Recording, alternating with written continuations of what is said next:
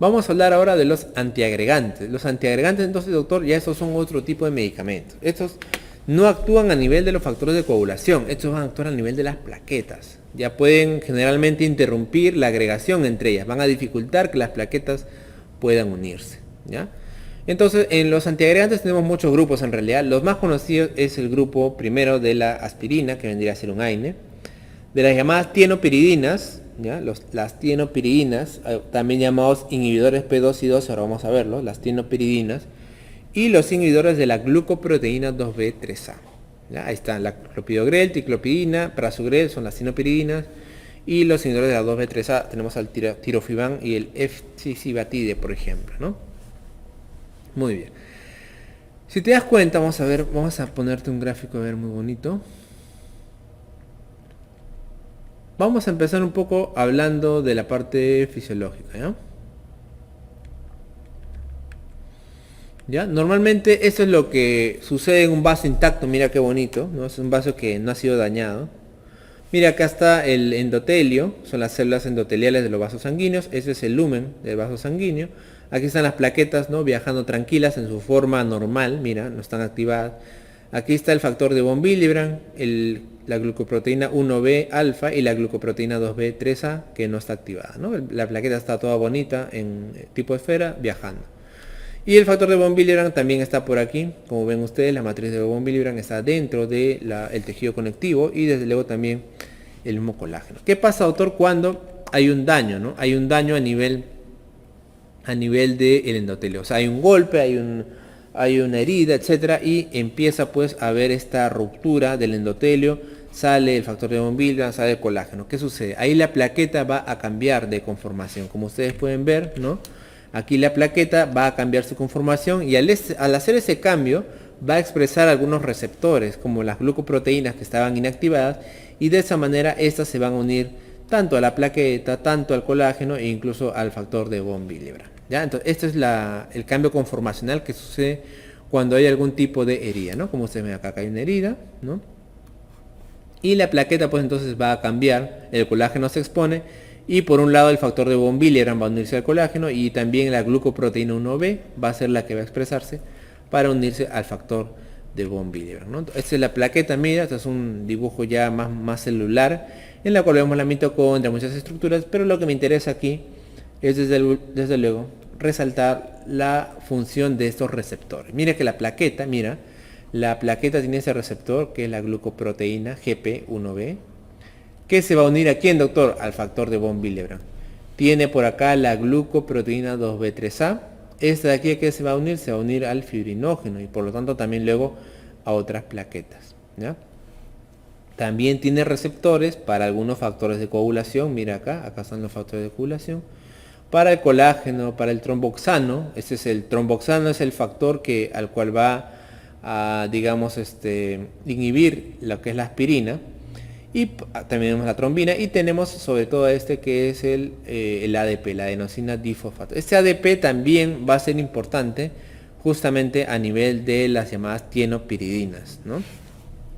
Entonces, acá tenemos que la ruptura de la placa aterosclerótica, la ruptura en general, ¿no? de un vaso sanguíneo, el endotelio, va a generar liberación de colágeno, de tromboxano, trombina, etcétera, ¿no?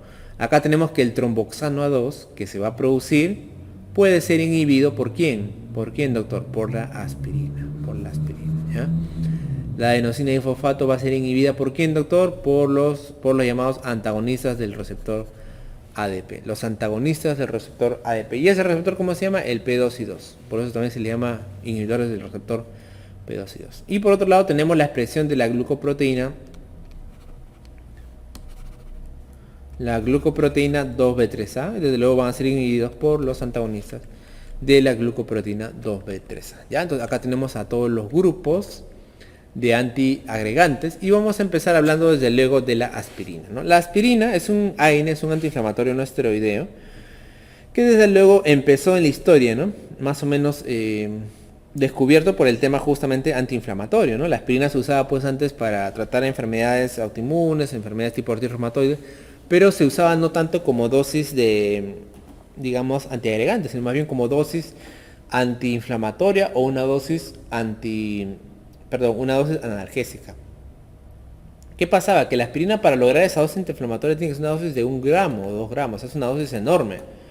Mientras que para hacer su efecto antiagregante solo basta 80 miligramos, ¿no? 80 miligramos, 100 miligramos, mientras que para el efecto antiinflamatorio 1 gramo o 2 gramos, que es una barbaridad. Entonces, actualmente ya se han descubierto pues, fármacos que pueden lograr antiinflamación con una dosis mucho menos tóxica que la de la aspirina, pero la aspirina se ha mantenido actualmente más que todo por su efecto antiagregante. Entonces, cuando tú veas que a un cardíaco le dan aspirina, no es para el dolor, pues, no solamente, es para mayormente para la antiagregación, ¿ya? Para la antiagregación. ¿Cómo logra esto, doctor? Bueno, acuérdate que todas las membranas celulares pues tienen en sus componentes los fosfolípidos, ¿no? Cuando hay algún tipo de lesión, esta fosfolipasa va a activar la formación del ácido araquidónico, ¿no? El ácido araquidónico. Y este ácido araquidónico, mediante la vía de la ciclooxigenasa, que la vamos a estudiar más todavía cuando hablemos de antiinflamatorios no esteroideos, no se pierdan la clase de AINES, ¿no? Y opiáceos también vamos a hablar. Vamos a formar las prostaglandinas, y esas prostaglandinas a su vez van a llevar a muchas de ellas, ¿no? La prostaglandina D2, la E2, la F2, etcétera. Pero una de ellas nos interesa, que es el tromboxano 2. Este tromboxano 2 va a tener una función agregante plaquetaria, ¿no? Y justamente la plaqueta, como hemos visto, tiene ese receptor para poder permitir la agregación plaquetaria, ¿no? De entre ellos, con el tromboxano. Entonces, al dar la aspirina, yo voy a inhibir la ciclooxigenasa y por lo tanto voy a inhibir la formación de tromboxano A2, ¿no? Acá está la vía de la ciclooxigenasa plaquetaria, es de las plaquetas, sin aspirina, y aquí es con la aspirina. Como pueden ver, la aspirina se une en un residuo llamado residuo de serina y que va a inhibir, ¿no?, la formación de tromboxano a partir del ácido araquidónico, ¿ya? ¿Para qué me sirve la aspirina? Gran pregunta. Me sirve para generar antiagregación. ¿Pero para qué yo voy a generar antiagregación? ¿En qué casos no me conviene que las plaquetas se junten? Mayormente en estos casos en pacientes coronarios, ¿no? Enfermos coronarios crónicos, pacientes que han tenido infarto, por ejemplo, y que tienen aterosclerosis a nivel de las arterias coronarias del corazón, ¿no? Que obviamente quiero evitar la formación de coágulos y de trombos. ¿Qué más, doctor? En pacientes con accidente cerebrovascular, ACV, accidente cerebrovascular. En la gran mayoría de pacientes que han tenido ACV, como tratamiento le doy aspirina para prevenir nuevos episodios. Desde luego que también se puede usar de manera profiláctica, ¿no? También de manera profiláctica, ya sea primaria o ya sea secundaria, ¿no? En pacientes con accidente cerebrovascular, ¿ya? Mayormente. Y también podría usarse en algunos pacientes con indicación de anticoagulación, en el cual tiene mucho riesgo de sangrado, pero eso es entre comillas, ¿ya? Riesgo de sangrado. ¿Por qué, doctor? Porque algunos consideran que la aspirina puede hacer ¿no? Puede evitar la formación de coágulos, pero no tiene un riesgo tan alto de sangrado como los anticoagulantes, ¿no? Eso en realidad es relativo, ¿ya? Pero clásicamente a veces si un paciente no puede anticoagular, se le dan por lo menos aspirina, ¿ya? Entonces, la aspirina normalmente me sirve para eso, para pacientes que tienen infarto, por ejemplo también obviamente coronarios crónicos, o sea que han tenido, o pacientes con infarto, ¿no? Que tienen en este momento infarto miocardio, ¿no? De infarto de miocardio agudo, también les puedo dar aspirina para obviamente ayudar a evitar la formación de más necrosis del corazón, ¿ya? Entonces está indicado en el ACV, está indicado profilácticamente en enfermos coronarios crónicos, en infarto de miocardio. Entonces, esa mayormente ahorita es la utilidad de la aspirina, ¿ya? 100 miligramos, 80 miligramos al día. En realidad este gráfico era más que todo para mostrarles toda, ¿no?, la gama de receptores plaquetarios en los cuales pueden haber investigaciones, ¿no?, sobre esto, ¿no? Inhibidores del tromboxano, acá tenemos la aspirina desde luego, pero también hay otros medicamentos que se están estudiando, el ridogrel, el ramatroban, medicamentos realmente pues que no usamos, ¿no? El 2B3A, que tenemos el tirofiban que si usamos aquí, ¿no? En el caso de, por ejemplo, antagonistas del 5-HT2A, tenemos al sarpogrelato. Estos son medicamentos como ustedes ven ya en otros objetivos, en otros targets, para usar mayormente a futuro, ¿no? Y los antagonistas del receptor P2Y2, que son los receptores de la adenosina y fosfato, acá sí tenemos que hablar desde luego de el clopidogrel, ¿no? Como ahorita vamos a hablar, ¿ya? El evitar la formación de la trombina, desde luego va a evitar también la activación plaquetaria y fundamentalmente la formación de la fibrina, ¿no?, que va a llevar justamente a, por ejemplo, la presencia pues de infartos, la presencia de aterosclerosis, ¿ya? Entonces aquí Aquí tenemos que ver, por ejemplo, los llamados, por acá, estas son las llamadas tienopiridinas, ¿no? El grupo, las llamadas tienopiridinas. Entonces, uno es la aspirina, ¿no? Ya hemos visto la aspirina. Otros son las llamadas tienopiridinas. Estos de aquí, como les digo, bloquean al receptor P2Y12. Por eso se les llama inhibidores de la P2Y12 o bloqueo del receptor de la ADP, de la adenosina difosfato, cualquiera de esos nombres. Tenemos clásicamente ahí al clopidogrel, que también nuevamente es el más antiguo de todos, ¿ya? Vienen pastillas 75 miligramos, al prasugrel y también al ticagrelor. E incluso también ahora tenemos también ampollas que se llama el cangrelor, ¿ya? Ticagrelor, cangrelor. En realidad todos estos tienen el mismo mecanismo de acción, se unen al receptor P2Y12, todos ellos, pero la diferencia con el ticagrelor, por ejemplo, es que la unión es reversible, ¿no? En el caso del ticagrelor, ¿ya? Y el ticagrelor también forma parte de un grupo especial, ya que también se les llama ciclopentil triazoleipirimidina. Sin embargo, también algunos lo consideran dentro de las tienopirinas, pero tiene propiedades iguales, en el sentido de que el mecanismo de acción es el mismo, bloquear el receptor P2Y12, ¿no? Todos ellos se dan por vía oral, a veces una vez al día, como en el caso del clopidogrel, o 2 veces al día, como en el caso del ticagrelor, ¿no? Otra diferencia también importante es que en el caso del ticagrelor es un medicamento que no es un profármaco, ¿no? Por lo tanto no sufre ese metabolismo de primer paso tan importante, mientras que el clopidogrel y el prasugrel sí necesitan la transformación previa, ¿no? Por eso que, digamos, el inicio de acción por ahí un poco aventaja al ticagrelor, ¿no? Si se dan cuenta, 30 minutos a 4 horas en relación a los demás, sobre todo el clopidogrel, que es de 2 a 8 horas, y no solo eso, sino que el tiempo también, ¿no? De duración es de 3 a 5 días en el caso del ticagrelor, y en el caso del clopidogrel o prasugrel todavía me demora de 7 a 10 días. Por este motivo, cuando por ejemplo tenemos pacientes, ¿no? que usan estos medicamentos y yo quiero operarlos, ¿no? Tengo que suspender por lo menos idealmente por varios días el uso de estos medicamentos para luego recién poder operarlos, debido a que obviamente puede haber al momento de, ¿no? de hacer la operación pues sangrados excesivos por el estado de antiagregación del paciente, ¿ya? Luego también es importante decir que puede haber cierta variación un poco también en los efectos de la aspirina y el clopidogrel, ¿ya? Sobre todo, por ejemplo, en el caso de la presencia de polimorfismos, ¿no? ¿Qué es el polimorfismo, doctor? Acuérdate. Polimorfismo es una variación genética de una persona a otra, pero que puede tener consecuencias a nivel de respuesta a fármacos. ¿Cómo es eso, doctor? O sea, puede ser que a un paciente le doy clopidogrel y le hace bien y al otro no le hace nada. Pero, doctor, ¿cómo es posible? Eso es la parte de la farmacogenética. Esto sucede más que todo con el clopidogrel, pero no sucede eso con la aspirina. Por eso ahí dice bien claro, ¿no? Relevancia del polimorfismo. En la aspirina no hay. Normal, no existe pero en el clopidogrel se ha visto que hay algunos pacientes que no responden.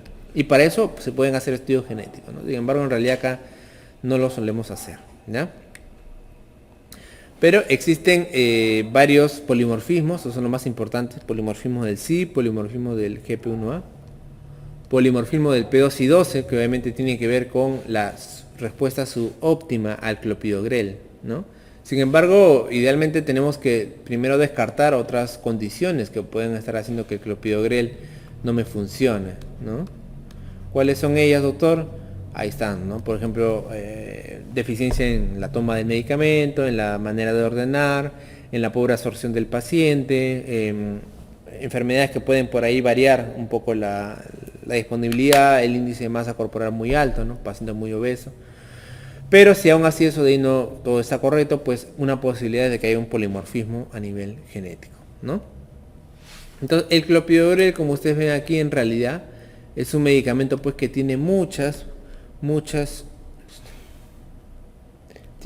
interacciones a nivel sobre todo hepático, ¿no? Acá está la célula hepática, acá vemos los diversos CYP, CYP1219, CYP1A2, CYP2B6, y que este clopidogrel tiene que pasar por todo eso para recién convertirse en un metabolito activo, el cual va a unirse de manera irreversible al receptor P2Y12 y lo va pues totalmente bloquear, ¿no? Para evitar la agregación plaquetaria.